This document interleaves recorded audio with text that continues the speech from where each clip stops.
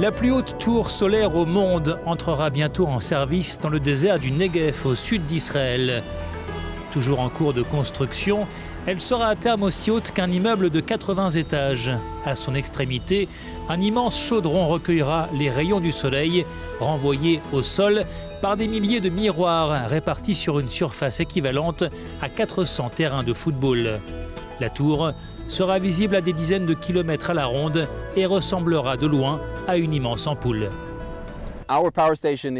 Notre centrale repose sur la technologie de l'énergie solaire concentrée. Nous avons 50 000 miroirs appelés héliostats concentrés sur une surface d'1 million de mètres carrés qui réfléchissent la lumière du soleil sur la tour solaire juste derrière moi. Cette tour, qui fera 250 mètres de haut, sera la plus haute au monde. Il y aura à son extrémité une chaudière qui collectera les rayons du soleil et convertira l'eau chaude en vapeur, ce qui fera ensuite tourner une turbine, comme dans une centrale électrique conventionnelle. Cette centrale solaire thermique pourrait être finalisée à la fin de cette année ou début 2018. Les ingénieurs visent une production quotidienne de 310 MW, de quoi alimenter une ville de 130 000 habitants, soit environ 1% de l'électricité du pays. Coût de ce projet pharaonique, environ 500 millions d'euros. Les ingénieurs ont dû construire une tour adaptée aux caractéristiques du champ solaire. La raison pour laquelle notre tour est la plus haute au monde est due non pas au fait que nous voulons battre des records, mais à cause de la densité du champ solaire.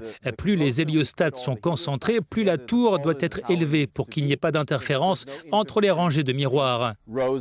L'État d'Israël souhaitait que nous utilisions un maximum de terrain en termes d'électricité par unité de terrain, et c'est pourquoi la tour doit atteindre cette hauteur.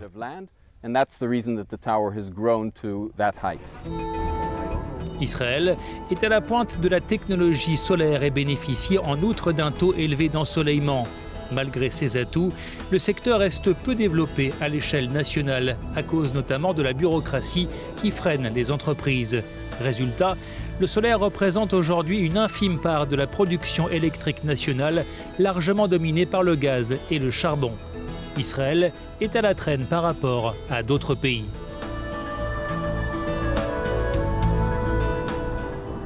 Par rapport à l'Allemagne, où les énergies renouvelables représentent 35% du mix énergétique, ici en Israël, nous n'en sommes qu'à 2,5%.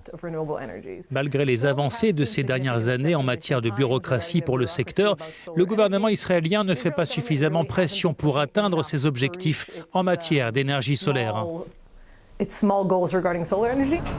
Avec cette nouvelle centrale solaire, Israël amorce sa révolution verte. Le pays veut porter la part des énergies renouvelables dans sa production électrique totale à 10% d'ici à 2020. Et le solaire doit jouer un rôle clé pour atteindre cet objectif. La tour solaire d'Achalim détrônera celle de Californie, haute de 137 mètres.